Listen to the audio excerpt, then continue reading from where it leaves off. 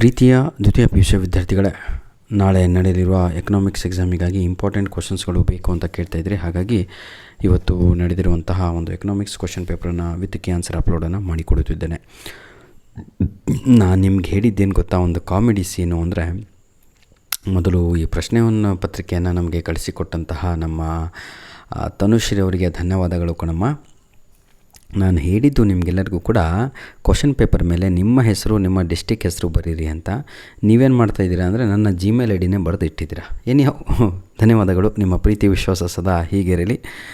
ಬನ್ನಿ, ಈಗ ನಾವು ಕೀ ಆನ್ಸರ್ಗಳನ್ನು ನೋಡ್ತಾ ಹೋಗೋಣ. All the best my dear children. ಯಾರೆಲ್ಲ ಎಕನಾಮಿಕ್ಸ್ ಎಕ್ಸಾಮ್ ಬರೀತಾಯಿದ್ರು, ನಾನು ಹೇಳಿದ್ದೇನಲ್ವ 4 ಕ್ವಶನ್ ಪೇಪರ್ ಅಪ್ಲೋಡ್ ಮಾಡಿ ಕೊಟ್ಟಿದ್ದೇನೆ. ಆ 4 ಸಾಕು, 40 ಔಟ್ ಆಫ್ 40 ಹೊಡೆದೇ ಹೊಡಿತೀರಾ. The year of great depression is dash ಅಂತ ಇದೆ. ಇದಕ್ಕೆ ಸರಿಯಾದ ಉತ್ತರ ಬಂತು option C, 1929 is the right answer. RBI does not directly deal with dash ಅಂತ ಇದೆ. ಜನರಲ್ ಪಬ್ಲಿಕ್, ಸಾಮಾನ್ಯ ಜನರ ಜೊತೆ ಡೀಲ್ ಮಾಡಲ್ಲ. Question number 3, the value of MPC lies between dash ಅಂತ ಇದೆ. ಇದಕ್ಕೆ ಸರಿಯಾದ ಉತ್ತರ 0 and 1 is the right answer. Fill in the ಬ್ಲ್ಯಾಂಕ್ಸನ್ನು ನೋಡೋಣ ಮಕ್ಕಳೇ. Fill in the blanks by choosing the correct answers ಅಂತ ಇದೆ. Dash is a stock variable ಅಂತ ಇದೆ. ಇದಕ್ಕೆ ಸರಿಯಾದ ಉತ್ತರ ಬಂದು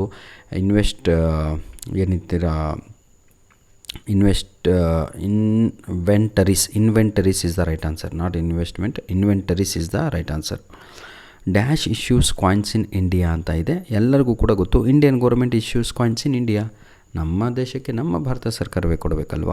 dash is defined as addition to the stock of physical capital ಅಂತ ಇದೆ. ಅದಕ್ಕೆ ಇನ್ವೆಸ್ಟ್ಮೆಂಟ್ ಅಂತ ಆನ್ಸರು. 3 ಆಪ್ಷನ್ ಕೊಟ್ಟಿದ್ದಾರೆ, ಹಾಗಾಗಿ ಕನ್ಫ್ಯೂಷನ್ ಆಗೋ ಚಾನ್ಸೇ ಇಲ್ಲ.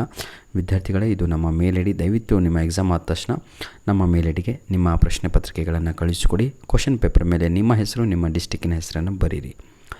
ಡೊಮೆಸ್ಟಿಕ್ ಸರ್ವಿಸ್ ಅಂತ ಇದೆ. ಇದಕ್ಕೆ ಸರಿಯಾದ ಉತ್ತರ ಬಂದು ಪ್ರೀತಿಯ ವಿದ್ಯಾರ್ಥಿಗಳೇ, that is non monetary exchange is the right answer. SLR ಅಂತ ಇದೆ.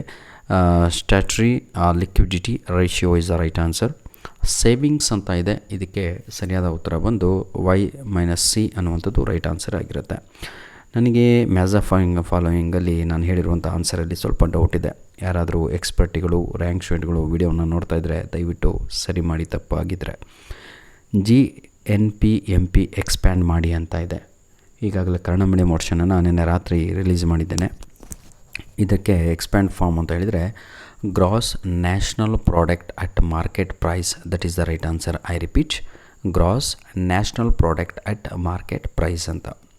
Question number 9, what do you mean by barter system ಅಂತ ಇದೆ. ಏನೂ ಇಲ್ಲ ಕಣ್ರಿ, ಗೂಡ್ಸನ್ನು ಎಕ್ಸ್ಚೇಂಜ್ ಮಾಡಿಕೊಳ್ಳುವಂಥದ್ದು, ಆಯಿತಾ. ಡೈರೆಕ್ಟಾಗಿ ಗೂಡ್ಸ್ ಆಯಿತಾ. ಅದನ್ನು ಇಂಗ್ಲೀಷಲ್ಲಿ system of exchange where goods or services are directly exchanged, ಏನಂತೀರಾ, ವಿತ್ ಅದರ್ ಗೂಡ್ಸ್, ಆಯಿತಾ. ಅದನ್ನೇ ನಾವು ಆಫ್ಟರ್ ಅದರ್ ಗೂಡ್ಸ್, ಅದನ್ನು ನಾವು ಏನಂತ ಕರಿತೀವಿ ಅಂದರೆ ಬಾರ್ಟರ್ ಸಿಸ್ಟಮ್ ಅಂತ ಕರಿತೀವಿ. ಭಾಳ ಈಸಿ ಕಣ್ರಪ್ಪ. ಮುಂದಿನ ಎಲ್ಲ ಕ್ವಶನ್ಸ್ಗಳು ನಿಮ್ಮ ಒಂದು ಯೂನಿಟ್ ಟೆಸ್ಟಿಗೆ ಬಹಳ ಅಂದರೆ ಬಹಳ ಇಂಪಾರ್ಟೆಂಟ್ ಆಗಿರುವಂಥದ್ದು. ವಿದ್ಯಾರ್ಥಿಗಳೇ, ಇನ್ನೊಂದು ಮುಖ್ಯವಾದ ವಿಷಯ ನಾನು ನಿಮಗೆ ತಿಳಿಸಬೇಕು. ಅದು ಏನು ಅಂತ ಹೇಳಿದರೆ, ಯಾರಿಗೆಲ್ಲ ಇಂಗ್ಲೀಷ್ ಎಕ್ಸಾಮ್ ಆಗಿಲ್ಲೋ ಅಂಥ ವಿದ್ಯಾರ್ಥಿಗಳು ದಯವಿಟ್ಟು ಈ ವಿಡಿಯೋದ ಡಿಸ್ಕ್ರಿಪ್ಷನ್ ಬಾಕ್ಸಿನ ಕೆಳಗಡೆ ನಿಮ್ಮ ಇಂಗ್ಲೀಷ್ ಎಕ್ಸಾಮಿಗೆ ಬೇಕಾಗಿರುವ 100% ಇಂಪಾರ್ಟೆಂಟು, 100% ಫಿಕ್ಸು, ನೀವೇನು ಕೇಳ್ತಿರಲ್ವ ಕ್ವಶನ್ ಪೇಪರ್ ಕೊಟ್ಬಿಡಿ ಅಂತ ಆ ರೀತಿಯಾಗಿ ಅಲ್ಲಿ ಅಪ್ಲೋಡನ್ನು ಮಾಡಿಕೊಟ್ಟಿದ್ದೇನೆ. ದಯವಿಟ್ಟು ಅದನ್ನು ಯುಟಿಲೈಸ್ ಮಾಡಿಕೊಳ್ಳಿ. ಧನ್ಯವಾದಗಳು. ನಿಮ್ಮ ಪ್ರೀತಿ ವಿಶ್ವಾಸ ಸದಾ ನಮ್ಮ ಜೊತೆ ಹೀಗೆ ಇರಲಿ ಅಂತ ಹೇಳ್ತಾ ವಿಡಿಯೋವನ್ನು ನಾವು ಮುಗಿಸ್ತಾ ಇದ್ದೇವೆ. God bless you all my dear children.